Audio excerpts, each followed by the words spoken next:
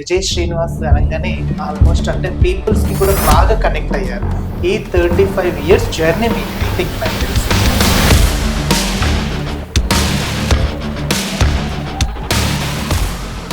I started my practice as AP Super Specialty Dental Hospitals in Road Number 2, Banjara. ఈ మధ్య చిన్న పిల్లలు కూడా కింద పడిన తరుణంలో కూడా వారికి మళ్ళీ డెంట్ అనేది ఫార్మేషన్ జరగకూడదు. అలాంటప్పుడు మళ్ళీ దాన్ని రీప్లేస్మెంట్ చేస్తారా, లేకపోతే దానికి రావడానికి ఇంకేదైనా ట్రీట్మెంట్ ఉంటుందా? సో యూజువల్గా పిల్లలు కింద పడినప్పుడు ఈ ముందు భాగాన్ని దెబ్బ తగులుతుంది. ఆ దెబ్బ తగిలినప్పుడు అవి ఊడిపోతాయి. ఊడిపోయినప్పుడు తల్లిదండ్రులు ఆ టీత్ని మా దగ్గర తీసుకొస్తే దాన్ని క్లీన్ చేసి శుభ్ర చేసి వాళ్ళు తీసుకొచ్చేటప్పుడు కూడా కోకోనట్ వాటర్లో అన్న తీసుకురావాలి, లేకపోతే పాలల్లో పెట్టన్నా తీసుకురావాలి. సో రూట్ కెనాల్ ట్రీట్మెంట్ ఎలా ఉంటుంది? ఒకవేళ పేషెంట్ మీ దగ్గరికి రావడానికి ఎలా నమ్మాలి? రూట్ కెనాల్ ట్రీట్మెంట్ అంటే పిప్పి పన్ను అంటాం కదా.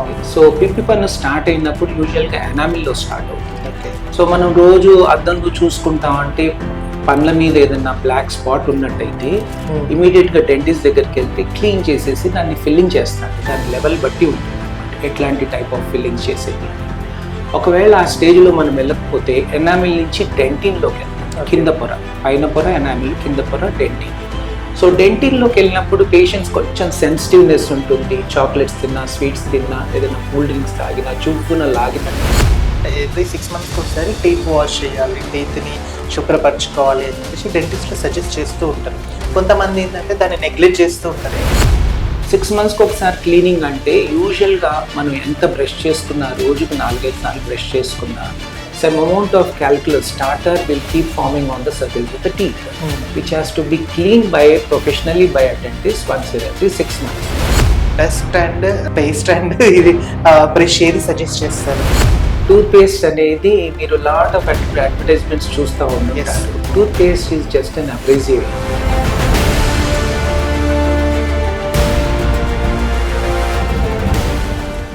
నమస్తే, వెల్కమ్ టు అవర్ ఛానల్. నేను మీ రిషి. అయితే చాలా మంది డెంటిస్టులు చూస్తూ ఉంటాం. అయితే ఈ మధ్య కాలంలో కొంతమందికి పళ్ళు చూవమనడం కానీ, అలాగే కొన్ని పళ్ళు పుచ్చిపోయినా ఆ తర్వాత ఎక్కడన్నా పడ్డా కూడా పళ్ళని తీసి మళ్ళీ రీప్లేస్మెంట్ చేస్తూ ఉంటారు. అయితే అలా కాకుండా ఒకవేళ ఇంకా పళ్ళు గట్టి పడాలి అంటే, పళ్ళు స్ట్రాంగ్గా అవ్వాలి అంటే ఎలాంటి ట్రీట్మెంట్ తీసుకుంటే బాగుంటుంది అనే దాని మీద మనకు పూర్తి క్షుణ్ణంగా వివరించడానికి మనతో పాటు ఉన్నారు సీనియర్ గూడూరు విజయ్ శ్రీనివాస్ గారు, డెంటిస్ట్. వారితో మాట్లాడదాం. సార్ నమస్తే. నమస్తే అండి, ఎలా ఉన్నారు? బాగున్నాను. గూడూరు విజయ్ శ్రీనివాస్ అనగానే ఆల్మోస్ట్ అంటే పీపుల్స్ కి కూడా బాగా కనెక్ట్ అయ్యారు. ఈ 35 ఇయర్స్ జర్నీ మీది ఐ థింక్ నాకు తెలిసి. సో ఎందరో పేషెంట్స్ ని చూసి ఉంటారు, ఎంతో మందిని చూసి ఉంటారు. ఈ 35 ఇయర్స్ లో మీ జర్నీ ఎలా స్టార్ట్ అయింది? ఎక్కడ చదివారు, ఎక్కడ స్టడీ చేశారు, ఎలా ప్రాక్టీస్ అయ్యింది మీకు? నేను 1985లో ఉస్మానియా గవర్నమెంట్ డెంటల్ కాలేజ్లో జాయిన్ అయ్యానండి. ఇది అప్పుడు నీట్ ఉండేది. నీట్లో I missed medicine by 1 mark. అప్పుడు cut off point was 131. I got 130. So the next alternative నాకు డెంటిస్ట్రీలో సీట్ వచ్చింది. సో గవర్నమెంట్ డెంటల్ కాలేజ్లో నా జర్నీ స్టార్ట్ అయింది 1985లో. 1990లో I finished my house surgeoncy.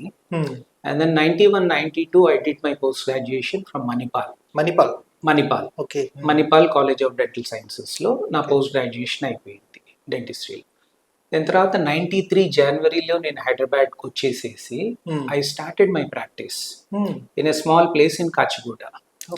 So అక్కడ స్టార్ట్ చేసిన తర్వాత 2 years అక్కడ స్టార్ట్ చేసి then in 1995 I started my practice as AP Super Specialty Dental Hospitals in Road Number 2, Banjara Hills. The present place where I am sitting, this is a place where I started in 1995. It's almost 31 years. 31 years. దాని తర్వాత ఈ building మేము vacate చేయాల్సి వచ్చి వెనకాలకు shift చేయాల్సి వచ్చింది. So అప్పటి నుంచి అక్కడ ప్రాక్టీస్ చేస్తూ మళ్ళా రీసెంట్ గా ఇది కమర్షియల్ బిల్డింగ్ కాబట్టి మా ఒరిజినల్ ప్లేస్ రావడానికి ఇక్కడ కూడా we opened up a branch exclusively for the elite crowd. And then we retain the same old branch to cater to the normal public also. Okay sir, మీ దగ్గరికి different kinds of peoples వస్తూ ఉంటారు. So అంటే ఈ మధ్య చిన్న పిల్లలు కూడా కింద పడిన తరుణంలో కూడా వారికి మళ్ళీ డెంట్ అనేది ఫార్మేషన్ జరగకూడదు. అలాంటప్పుడు మళ్ళీ దాన్ని రీప్లేస్మెంట్ చేస్తారా, లేకపోతే దానికి రావడానికి ఇంకేదైనా ట్రీట్మెంట్ ఉంటుందా? యూజువల్గా అండి 8-9 ఇయర్స్ అప్పుడు Hmm. పర్మనెంట్ ఇన్సిజర్స్ వస్తాయి. ఓకే. మాక్సిలరీ ఇన్సిజర్స్ అంటే పైన పళ్ళు కానీ లోవర్ టీత్ కానీ 8-9 ఇయర్స్ అప్పుడు వస్తాయి అన్నమాట. ఓకే. అవి ఎరప్ట్ అవుతాయి, నోట్లోకి ఎరప్ట్ అయినా కానీ దాని రూట్ ఫార్మేషన్ కరెక్ట్గా జరగదు. సో యూజువల్గా పిల్లలు కింద పడినప్పుడు ఈ ముందు భాగాన్ని దెబ్బ తగులుతుంది. ఆ దెబ్బ తగిలినప్పుడు అవి ఊడిపోతాయి. ఊడిపోయినప్పుడు తల్లిదండ్రులు ఆ టీత్ ని మా దగ్గర తీసుకొస్తే దాన్ని క్లీన్ చేసి శుభ్ర చేసి వాళ్ళు తీసుకొచ్చేటప్పుడు కూడా కోకోనట్ వాటర్లో అన్న తీసుకురావాలి, లేకపోతే పాలల్లో పెట్టన్నా తీసుకురావాలి. ఎందుకు సార్ ఇవి రెండు? ఈ రెండు ఏంటంటే లోపల ఏదైతే నర్వ్స్ ఉన్నాయో అవి వైటల్ గా ఉంచుతాయి అన్నమాట. Okay. దాంట్లో హార్మనీ ఉంటుంది. అదే వాళ్ళు పేపర్లో చుట్టుకొని వచ్చినా దూదిలో పెట్టుకుని వచ్చినా కానీ ఆ వైటాలిటీ అనేది చచ్చిపడిపోతుంది. సో అలా తీసుకొచ్చిన అంటే విత్ ఇన్ గోల్డెన్ అవర్స్ అంటారు. ఇప్పుడు హార్ట్ అటాక్ వచ్చినప్పుడు గోల్డెన్ అవర్స్ ఎట్లా అంటారు, ఈ టీత్ ఓడిపోయిన తర్వాత within half an hour 1 అవర్లో ఆ టీత్ ఈ మీడియాలో పెట్టి తీసుకొస్తే కోకోనట్ వాటర్ కానీ లేకపోతే పాలల్లో కానీ పెట్టి తీసుకొస్తే దాన్ని మేము శుభ్రపరిచి మళ్ళీ సేమ్ పొజిషన్లో పెట్టేసి దాన్ని స్ప్లింట్ అని చేస్తాం. ఓకే. సో ఒకవేళ డిలే అయితే ఈ half an hour 1 hour delay అయితే దానికి బయటనే మేము రూట్ కెనాల్ ట్రీట్మెంట్ కంప్లీట్ చేసేసి మళ్ళీ సేమ్ సాకెట్లో పెట్టేసి స్ప్లింట్ చేస్తాం. సో యూజువల్గా ఇట్లా చేసినవి అవి టేకప్ చేసి మళ్ళీ బోన్ దాని చుట్టూతో బోన్ ఫామ్ అయ్యి మళ్ళీ ఫ్యూచర్లో ప్రాబ్లం రాకుండా ఉంటుంది.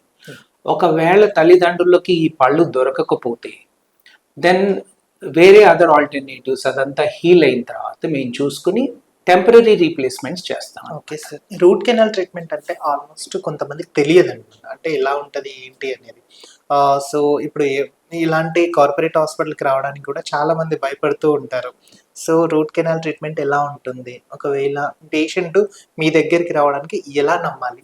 యూజువల్గా రూట్ కెనాల్ ట్రీట్మెంట్ అంటే పిప్పి పన్ను అంటాం కదండి. సో పిప్పి పన్ను స్టార్ట్ అయినప్పుడు యూజువల్గా ఎనామిల్లో స్టార్ట్ అవుతుంది. ఓకే. సో మనం రోజు అద్దంలో చూసుకుంటాం అంటే పండ్ల మీద ఏదైనా బ్లాక్ స్పాట్ ఉన్నట్టయితే ఇమీడియట్ గా డెంటిస్ట్ దగ్గరికి వెళ్తే క్లీన్ చేసేసి దాన్ని ఫిల్లింగ్ చేస్తారు. దాని లెవెల్ బట్టి ఉంటుంది అనమాట ఎట్లాంటి టైప్ ఆఫ్ ఫిల్లింగ్స్ చేసేది అనేది. ఒకవేళ ఆ స్టేజ్లో మనం వెళ్ళకపోతే ఎనామిల్ నుంచి డెంటిన్లోకి వెళ్తుంది. కింద పొర, పైన పొర ఎనామిల్, కింద పొర డెంటిన్. సో డెంటిన్లోకి వెళ్ళినప్పుడు పేషెంట్స్ కొంచెం సెన్సిటివ్నెస్ ఉంటుంది. చాక్లెట్స్ తిన్నా, స్వీట్స్ తిన్నా, ఏదైనా కూల్ డ్రింక్స్ తాగినా జువ్వున లాగినట్టు ఉంటుంది. మీరు అడ్వర్టైజ్మెంట్స్ చూస్తూ ఉంటారు, ఆ టూత్ పేస్ట్ సెన్సిటివ్ టీత్ కి టూత్ పేస్ట్ ఇది వాడండి, జివ్వున లాగుతున్నాయి. సో ఆ డికే అనేది డెంటిన్ వరకు వెళ్ళినప్పుడు పళ్ళు జివ్వున లాగుతూ ఉంటాయి. సో అప్పుడు వెళ్ళినా కానీ డెంటిస్ట్ దాన్ని శుభ్రపరిచి సరైన ఫిల్లింగ్ చేసేసి పన్ను కాపాడతారు.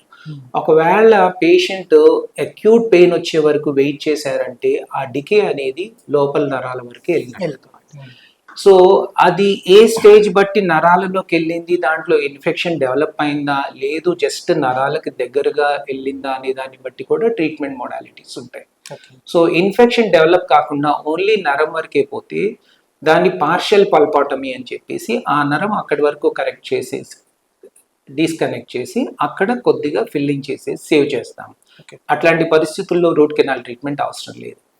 వెరేజ్ అప్పుడు కూడా నెగ్లెక్ట్ చేసి లోపలంతా ఇన్ఫెక్షన్ స్ప్రెడ్ అయిన తర్వాత యాబ్సెస్ వచ్చో లేదు వాపు వచ్చే పేషెంట్ మా దగ్గరకు వస్తే అప్పుడు రూట్ కెనాల్ ఒకటే మార్గం.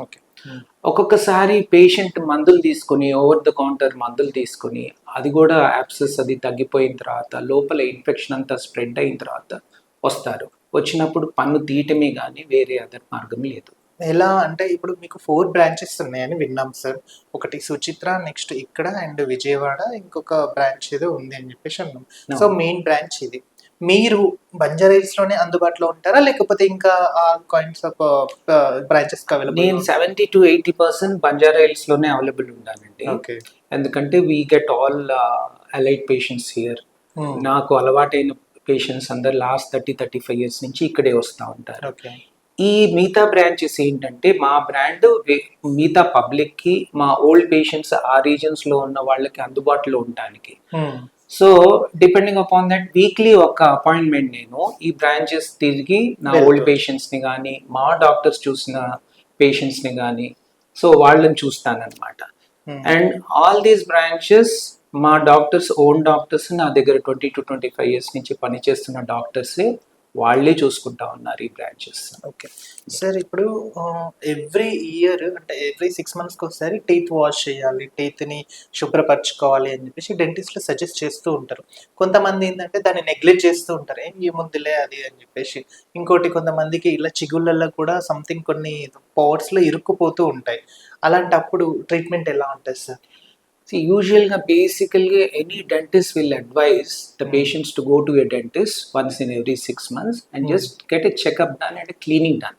మీరు ఇప్పుడు విదేశాల్లో చూసుకుంటే ఈచ్ అండ్ ఎవ్రీ పేషెంట్ 6 monthsకి మెటిక్యులస్గా డెంటిస్ట్ దగ్గరికి వెళ్తాడు.